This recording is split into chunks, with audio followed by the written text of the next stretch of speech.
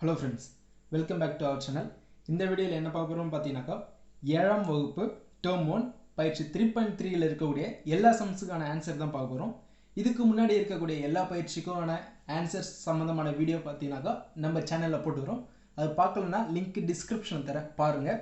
இதுவரைக்கும் நம்ம சேனலை சப்ஸ்கிரைப் பண்ணலனாக்கா இதுதான் நீங்க வரது முதல் டைம்னாக்கா நம்ம சேனல்ல கீழ இருக்கக்கூடிய ரெட் கலர் சப்ஸ்கிரைப் பட்டன் அழுத்தி சப்ஸ்கிரைப் பண்ணிடுங்க. நான் போடக்கூடிய வீடியோஸ் உங்களுக்கு தொடர்ச்சியா வரணும்னாக்கா பக்கத்துல இருக்கக்கூடிய பெல் ஐகான்ல ஆல் என்ற ஆப்ஷனை செலக்ட் பண்ணீங்க. வாங்க வீடியோக்குள்ள போகலாம். முதல் கேள்வி கோடிட்ட இடங்களை நிரப்புக. அதுல ஃபர்ஸ்ட் என்னன்னு பாத்தீங்கன்னாக்கா ஒரு கோவையை மற்றொரு கோவைக்கு சமன்படுத்துவதை டேஷ் என்பர். ஒரு கோவையை மற்றொரு கோவைக்கு சமன்படுத்துவதை என்னன்னாக்கா சமன்பாடு, அதாவது ஈக்குவேஷன் என்னவாங்க. அடுத்து இரண்டாவது a equal to 5 எனில் 2a plus 5 இன் மதிப்பு என்ன? a ஓட வேல்யூ 5னாக்கா இந்த கோவையில் 2a plus 5 ஓட மதிப்பு என்னன்னு கேட்டுறாங்க. அப்பனா a இருக்கிற இடத்துல 5 னு போடுங்க. 2 × 5 10 plus 5 இதோட வேல்யூ பாத்தீங்கன்னாக்கா 15. அடுத்து மூன்றாவது கேள்வி மாறி x இன் இருமடங்கு மற்றும் 4 மடங்கின் கூடுதல். அதாவது மாறின்றது இந்த x ஓட வேல்யூ இருமடங்கு மற்றும் 4 மடங்கின் கூடுதல். மடங்குனா மல்டிப்ளை பண்ணிடணும். அப்பனாக்கா இருமடங்குனா 2x அப்புறம் 4 மடங்குனா 4x. இங்க என்ன சொல்லிறாங்க? கூடுதல் சொல்லிறாங்க. அப்பனா கூட்டிங்க. கூட்டினாக்கா 6x. அடுத்து இரண்டாவது கேள்வி சரியா தவறா என கூறுக. ஃபர்ஸ்ட் ஒவ்வொரு இயற்கணித கோவையும் ஒரு சமன்பாடு ஆகும். என்ன சொல்றாங்கனாக்கா ஒவ்வொரு இயற்கணித கோவையும் ஒரு சமன்பாடு ஆகும்னு சொல்றாங்க. இயற்கணித கோவைன்னு பாத்தீங்கன்னாக்கா ஃபார் எக்ஸாம்பிள் x plus 1 ன்னு எடுத்துன்னு வச்சுங்களேன். இதுதான் இயற்கணித கோவைன்னு சொல்லுவாங்க. ஆனா இது ஒரு சமன்பாடை சொல்ல முடியாது. சமன்பாடு என்னன்னாக்கா இதுக்கு ஆப்போசிட்ல ஏதேனும் ஒரு வேல்யூ இந்த ஈக்குவல் இருக்கணும். சமன்பாடுல இந்த ஈக்குவல் என்ற ஒரு சிம்பிள் இருக்கணும். சரிங்களா? அதுக்கு ஆப்போசிட்ல ஏதோ ஒரு வேல்யூ இருக்கணும். 0 இல்லனாக்கா ஒரு கோவை இல்லனா ஒரு ஈக்குவேஷன் ஏதாவது ஒன்று இருக்கணும். சரிங்களா? அப்படி இருந்தால் தான் இது சமன்பாடுன்னு சொல்ல முடியும். ஒவ்வொரு இயற்கணித கோவையும் ஒரு சமன்பாடு ஆகாது. அப்பனா இது பார்த்தீங்கன்னாக்கா தவறு. சரிங்களா? இங்க ஆகும்னு கொடுத்துருப்பாங்க. இது வந்து இயற்கணித கோவை வந்து சமன்பாடு ஆகாது. சரிங்களா? அடுத்து எக்ஸின் மதிப்பறியாத நிலையில் 7x plus 1 என்னும் கோவையை மேலும் சுருங்கிய வடிவில் எழுத முடியாது. அதாவது x ஓட வேல்யூவே நமக்கு தெரியாதுன்னு சொல்றாங்க. அப்பனா 7x plus 1 என்ற கோவையை இதுக்கு கீழே சுருக்கி எழுத முடியுமான்னு கேட்டுறாங்க. முடியாது. ஏன்னாக்கா இதோட வேல்யூ தெரிஞ்சாதான் கடைசியா ஒரு நம்பர்ஸ்ல கொண்டு வர முடியும். அதுதான் சுருங்கிய வடிவில் கொண்டு வர முடியும். இதுக்கு மேல இதை சுருங்கிய வடிவில் கொண்டு வர முடியாது. ஏன்னாக்கா x ஓட வேல்யூ தெரியாது. அப்பனா இந்த கூற்று பார்த்தீங்கன்னாக்கா சரி. அடுத்து மூன்றாவது பார்த்தீங்கன்னா இரண்டு ஒத்த உறுப்புகளை கூட்டுவதற்கு அதன் கெழுக்களை கூட்ட வேண்டும்.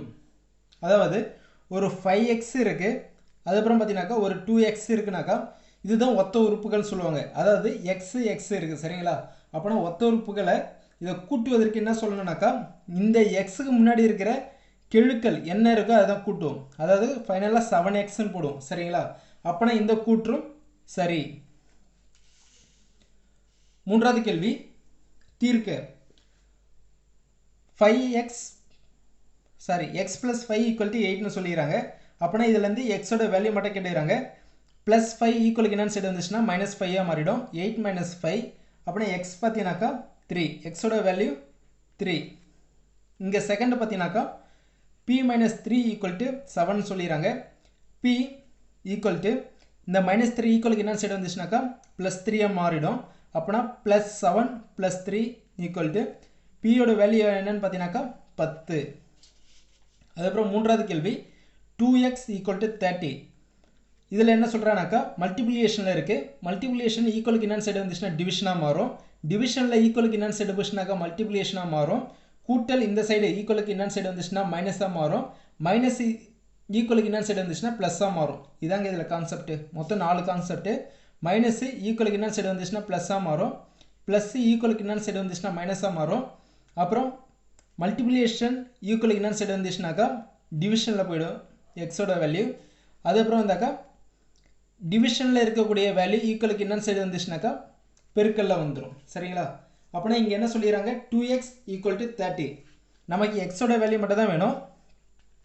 30/2 அப்படின்னா எக்ஸ் ஈக்குவல் டு 15. அப்புறம் நான்காவது கேள்வி, m/6 ஈக்குவல் டு 5. ஆல்ரெடி சொன்ன மாதிரி டிவிஷனில் இருக்கிறது ஈக்குவலுக்கு என்னன்னு சைடு வந்துச்சுனாக்கா மல்டிப்ளிகேஷனாக மாறிடும். ஆரஞ்சு 30. அடுத்து ஐந்தாவது கேள்வி, 7x + 10 ஈக்குவல் டு 80. 7x ஈக்குவலுக்கு என்னன்னு சைடு இருக்கிற ப்ளஸ் இந்த சைடு வந்துச்சுனாக்கா மைனஸாக மாறிடும். 80 - 10. 7x equal to 70. நமக்கு எக்ஸ் மட்டும் தான் வேணும். 70/7 அப்படின்னா எக்ஸ் ஈக்குவல் டு 10 முறை வரும். சரிங்களா? X equal to 10. அடுத்து நான்காவது கேள்வி, 5x + 8y என்னும் கோவையை பெற 3x + 2y உடன் எந்த கோவையை கூட்ட வேண்டும்? அதாவது 3x + 6y ஓட எந்த கோவையை கூட்டினாக்கா 5x + 8y கிடைக்குன்னு சொல்லிடுறாங்க. அப்படின்னாக்கா 3 கூட எதை கூட்டினாக்கா 5 மாறணும்னு பார்த்தீங்கன்னாக்கா 2x. இங்கே 6y கூட எத்தனை y கூட்டினாக்கா 8y வரும்னு பார்த்தீங்கன்னாக்கா 2y. அப்படின்னாக்கா என்ன பண்ணணும்னாக்கா 2x + 2y இந்த வேல்யூ கூட்டணும்னாக்கா நமக்கு 5x + 8y என்ற கோவை கிடைக்கும். சரிங்களா? அடுத்து ஐந்தாவது கேள்வி, ஒரு முழு எண்ணின் 3 மடங்குடன் 9ஐ கூட்ட 45 கிடைக்கிறது எனில் அந்த எண்ணை காண்க. ஒரு முழு எண் என்னன்னு தெரியாது, எக்ஸ். அது கூட 3 மடங்குடன், இதோட 3 மடங்குடன் 9ஐ கூட்ட சொல்கிறாங்க. 9 கூட்டியாச்சு. கூட்டின பிறகு எவ்வளோ கிடைக்குதுன்னா 45. அதாவது ஈக்குவலுக்கு என்னன்னு சைடு வந்துடணும். ஒரு முழு எண் எக்ஸு 3 மடங்குடன், இந்த முழு எண்ணோட 3 மடங்குடன் 3x + 9ஐ கூட்ட 45 கிடைக்கிறதுன்னு சொல்கிறாங்க. நமக்கு இப்போ அந்த எண்ணு என்னன்னு கேட்டுக்கிறாங்க. எக்ஸ் மட்டும் தான் நமக்கு தேவை. 3x ஈக்குவலுக்கு என்னன்னு சைடு இருக்கிற ப்ளஸ் இந்த சைடு போச்சுனாக்கா மைனஸாக மாறிடும். 45 - 9. 3x 45 9 போச்சுன்னா 36. எக்ஸ் பார்த்தீங்கன்னாக்கா 36/3. இந்த 3 கீழே வந்துடும், டிவிஷனில் வந்துடும். 12. எக்ஸோட வேல்யூ பார்த்தீங்கன்னாக்கா 12. அந்த எண் என்னன்னு பார்த்தீங்கன்னாக்கா 12. ஆறாவது கேள்வி, 2 அடுத்தடுத்த ஒற்றைப்படை எண்களின் கூடுதல் 200 எனில் அவ்வெண்களை காண்க. 2 அடுத்தடுத்த ஒற்றைப்படை எண்கள்னா என்னன்னு பார்த்தீங்கன்னாக்கா x, x + 2. சரிங்களா? இதோட கூடுதல் என்னன்னு சொல்கிறான்னு பார்த்தீங்கன்னாக்கா 200. அப்போனா x + 2 பார்த்தீங்கன்னாக்கா 200. இது கூட்டினாக்கா 2x + 2 ஈக்குவல் டு 200. நமக்கு 2x மட்டும் வேணாக்கா 200 - 2 பார்த்தீங்கன்னாக்கா 2x 198. எக்ஸ் மட்டும் வேணும்னு பார்த்தீங்கன்னாக்கா 198/2 கேன்சல் பண்ணனாக்கா 92 18 92 18. எக்ஸ் பார்த்தீங்கன்னாக்கா 99. எக்ஸோட வேல்யூ பார்த்தீங்கன்னாக்கா 99. இங்கே எக்ஸ் + 2ஓட வேல்யூ என்னன்னு பார்த்தீங்கன்னாக்கா இது கூட 2 கூட்டினாக்கா 101. அப்போனா வெண்கள் என்னன்னு பார்த்தீங்கன்னாக்கா 2 அடுத்தடுத்த ஒற்றைப்படை எண்கள் என்னன்னு பார்த்தீங்கன்னாக்கா 9 + 101. இதோட கூடுதல் தான் 200. சரிங்களா? சரி, 99 + 101 கூடுதல் 200. அடுத்து ஏழாவது கேள்வி, வாடகை மகிழுந்தின் டாக்ஸி வாடகை கட்டணமாக முதல் 5 கிலோமீட்டர் தொலைவிற்கு குறைந்தபட்ச கட்டணமாக 100 ரூபாயும் 5 கிலோமீட்டருக்கு மிகும் தொலைவிற்கு கிலோமீட்டருக்கு ரூபாய் 16 எனவும் நிர்ணயிக்கப்பட்டு உள்ளது. ஒருவர் தனது பயணத்திற்காக வழங்கிய மொத்த தொகை ரூபாய் 740 எனில் அவர் பயணித்த தொலைவை காண்க. டோட்டல் அமௌண்ட் எவ்வளோன்னு பார்த்தீங்கன்னாக்கா 740. ஃபஸ்ட்டு 5 கிலோமீட்டருக்கு எவ்வளோ சொல்கிறாங்கனாக்கா 100 ரூபாவும், அடுத்த 5 கிலோமீட்டருக்கு மேலே ஒவ்வொரு கிலோமீட்டருக்கும் 16 ரூபாவும் சொல்கிறாங்க. ஆனால் ஒருத்தர் எவ்வளோ பயணம் செஞ்சுக்கிறான்னு தெரியாது, எவ்வளோ தொலைவு பயணம் செஞ்சுக்கிறான்னு தெரியாது. ஆனால் 740 ரூபா செலவு பண்ணிக்கிறாரு. அப்போனாக்கா 5 கிலோமீட்டருக்கு மேலே அவர் போயிடுறார். சரிங்களா? இந்த 740லேருந்து ஃபஸ்ட்டு 5 கிலோமீட்டருக்கு எவ்வளோன்னு பார்த்தீங்கன்னாக்கா 100 ரூபா இங்கே சொல்லிடுறாங்க. ஃபஸ்ட்டு 5 கிலோமீட்டருக்கு 100 ரூபா. இதை மைனஸ் பண்ணிட்டேன்னா 640 ரூபா. இந்த 640 தான் அடுத்த 5 கிலோமீட்டருக்கு மேலே ஒவ்வொரு கிலோமீட்டருக்கு 16 ரூபா கொடுத்து போயிருப்பார். அப்போனாக்கா இந்த 640 / 16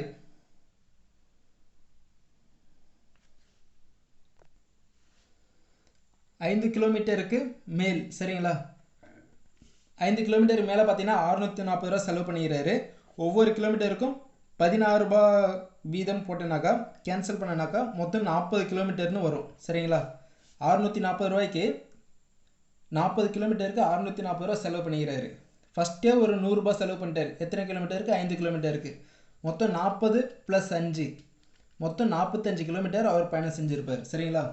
கொடுத்த மொத்த அமௌண்ட்டு 740. ஃபஸ்ட்டு 5 கிலோமீட்டருக்கு 100 ரூபான்னு சொல்லியாச்சு, அதை மைனஸ் பண்ணிட்டோம். மீதி 640 ரூபா இருக்கும். இந்த 640 ரூபா என்னன்னாக்கா ஒவ்வொரு கிலோமீட்டருக்கும் 16 ரூபா கொடுத்து போயிருப்பார். 640 / 16 போட்டோன்னா மொத்தம் 40 கிலோமீட்டர் வரும். இந்த 40 ஆல்ரெடி ஒரு 5 கிலோமீட்டர் இருக்குது. கூட்டினா மொத்தம் பயணம் செய்த தொலைவு பார்த்தோன்னா 45 கிலோமீட்டர். அடுத்து அந்த பயிற்சியிலேயே அடுத்து இருக்கக்கூடிய கொள்குறி வகை வினாக்கள் அதுதான் பார்க்க போகிறோம்.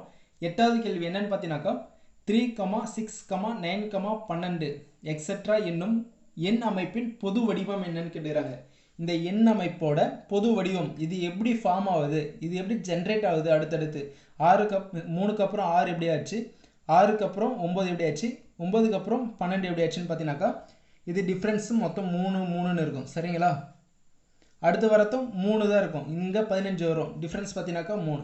அப்போனா 3 கூட என்ன பண்ணுறானாக்கா ஏதோ ஒரு நம்பரை மல்டிப்ளை பண்ணுறாங்க. 1 3 3, 2 3 6, 3 3 9, 4 3 12, 5 3 15. அப்போனாக்கா 3 கூட n நம்பர்ஸை மல்டிப்ளை பண்ணனாக்கா இந்த பொது வடிவம் கிடைக்கிறது. சரிங்களா? அப்போனா இதுக்கு 3n. சரிங்களா? இதோட சரியான விடை 3n. இதோட பொது வடிவம் என்னன்னு பார்த்தீங்கன்னாக்கா 3nல 3 × n என்ற ஃபார்மேட்டில் இருக்குது. அடுத்து 9வது கேள்வி 3x + 5 = x + 9 என்பதன் தீர்வு. இதோட தீர்வு என்னன்னு கேட்குறாங்க. எக்ஸ்லாம் ஒரு பக்கம் கொண்டு வந்துடுவாங்க, நம்பர்ஸ்லாம் ஒரு பக்கம் கொண்டு போயிடுங்க. 3x ஈக்குவலுக்கு என்னாண்ட ப்ளஸில் இருக்குது, இந்த சைடு வந்துச்சுன்னா -x, இங்கே +9 இருக்குது, இங்கே +5 ஈக்குவலுக்கு என்னென்ன சைடு வந்துச்சுன்னா -5. 3xல ஒரு x போச்சுனாக்கா 2x, 9ல் 5 போச்சுனாக்கா 4. நமக்கு x மட்டும் வேணாக்கா 4/2, x மட்டும்னாக்கா 2. இதோட தீர்வு என்னன்னு பார்த்தீங்கன்னாக்கா 2. அடுத்து 10வது கேள்வி y + 1 = 0 என்னும் சமன்பாடு yன் m மதிப்பிற்கு உண்மையாகும். அதாவது y + 1 = 0 ஆகணும்னு சொல்கிறாங்க. இந்த சமன்பாடு 0 ஆகணும். y + 1 = 0ன்னு சொல்கிறாங்க. இந்த வேல்யூ = 0ன்னு சொல்லியாச்சு. அப்போனா ஒய்யோட வேல்யூ, இந்த ஒய்யோட வேல்யூ எதுவாக இருந்தாக்கா இந்த சமன்பாடு உண்மையாகும்னு சொல்கிறாங்க. அப்போனா ஃபஸ்ட்டு 0 போட்டீங்கன்னாக்கா ஆப்ஷன் 1ல் இருக்கக்கூடிய 0 போட்டீங்கன்னாக்கா என்ன வரும்னாக்கா 1 = 0ன்னு வரும். அப்போனா இது தப்பு. ஆப்ஷன் 2ல் இருக்கக்கூடிய -1 போட்டீங்கன்னாக்கா y இருக்கிறதுல -1 போட்டீங்கன்னாக்கா -1 + 1 = 0, -1 + 1 கேன்சல் ஆகிடும். அப்போனா 0 = 0. இந்த சமன்பாடு வந்து ட்ரூ ஆகுது. அப்போனாக்கா ஆப்ஷன் 2ல் இருக்கக்கூடிய -1 தான் சரியான விடை. தேங்க்யூ ஃபார் வாட்சிங். வீடியோ பிடிச்சிருந்தால் லைக் பண்ணுங்கள், உங்கள் ஃப்ரெண்ட்ஸுக்கு ஷேர் பண்ணுங்கள். இதற்கு நம்ம சேனலை சப்ஸ்கிரைப் பண்ணலனாக்கா கீழே இருக்கக்கூடிய ரெட் கலர் சப்ஸ்கிரைப் பட்டன் அழுத்தி மறக்காமல் சப்ஸ்கிரைப் பண்ணுறேங்க. நன்றி.